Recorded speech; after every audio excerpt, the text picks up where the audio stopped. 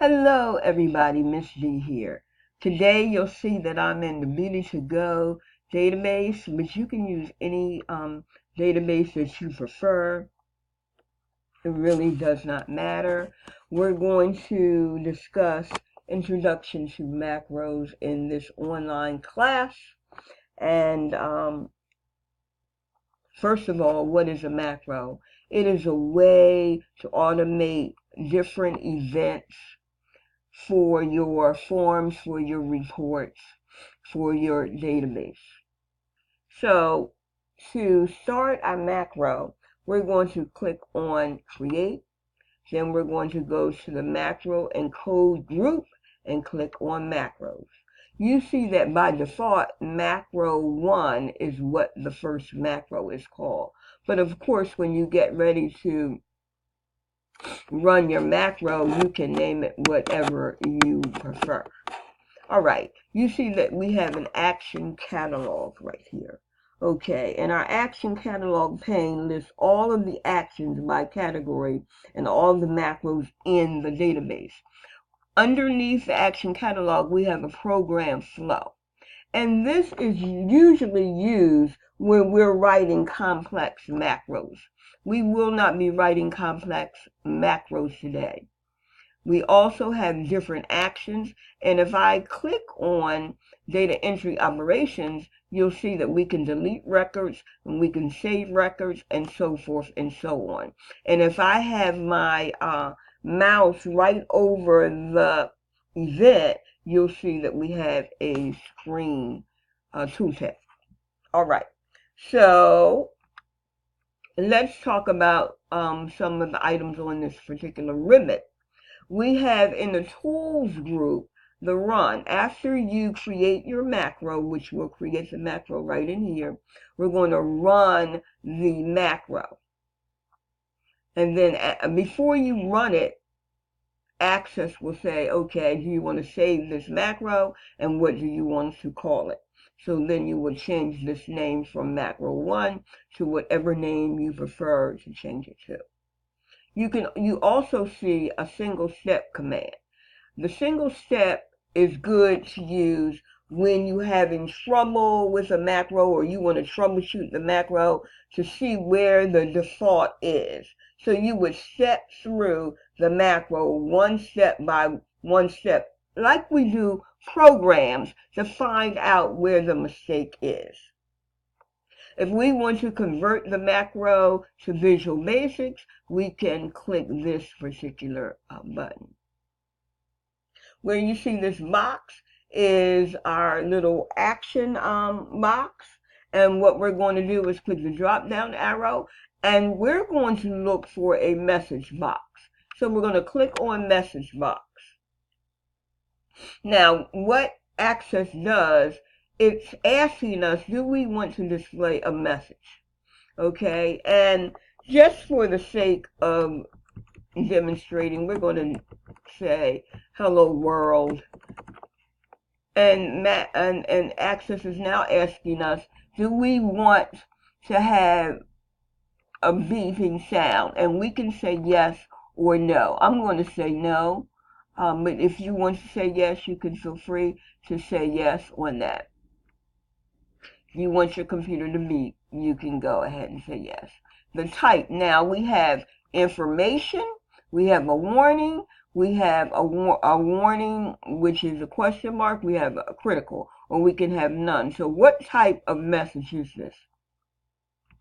This is just for information. And the title of this, I'm just going to call it Hello World. Okay. And I'm going to click run just so you can see how this operates. And then when we click run, it says you must save the macro before you can run it. And we'll say yes, and we're going to call it MAC. And then we're going to call it Hello World, because I like calling my macros exactly what they are. Okay, and here it's running. So you see that this is information. The I stands for information. What type? It's giving you a message, hello world, and the title is hello world. And you can say okay.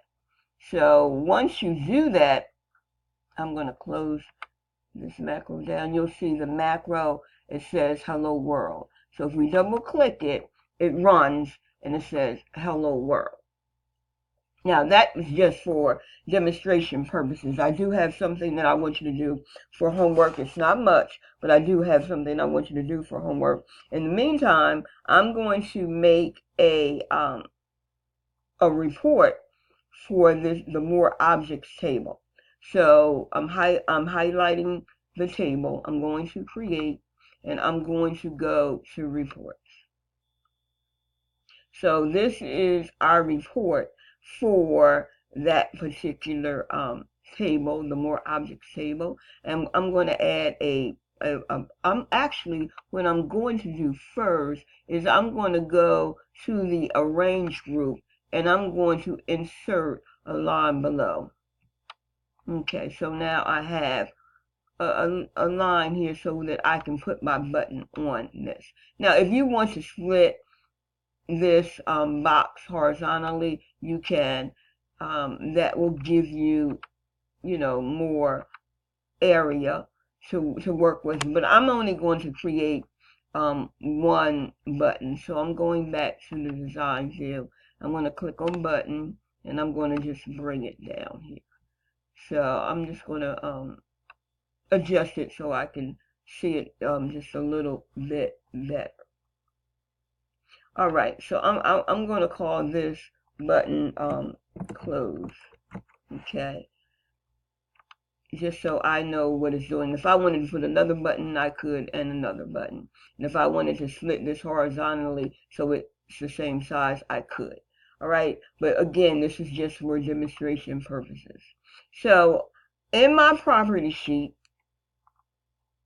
this actual command was called command 27, but I changed the name to close on click. And I'm clicking these little three buttons here, and it's bringing up the macro builder. And that's exactly what I want to use is my macro builder. And I'm going to say OK on that. You can use the expression builder or the code builder if you really want to code in Visual Basics. But I know that you all learn SQL, so I'm not going to go into a lot of detail about Visual Basics, but I am going to use this macro builder. And I'm going to say OK here. So we have the macro builder, and it says more options, command on click. So what do we want to do? So I'm looking for it to say close the database. That's what I want that command to do. I want the command to actually close the database. And I'm going to say run. Do you want to save the changes? Yes, I do. Okay, it's always going to ask you that. And you'll just do you want to save changes to the design of the report, more options? And yes, I do want to do that. And here's my report name, and I'm just going to put in front of this RPG. Now, when I say OK, it closes the database, right? Exactly what I wanted to do. But you see that my macro does not show over here. So the reason my macro is not showing in the navigation pane is because I made it inside of the button. So that's another way you can use macros. You can use them just like buttons. Remember when we created the buttons on the form? So you can use macros to create the events on a form. I hope that was clear and not clear as mud. I'll see you in the next lesson. Bye-bye.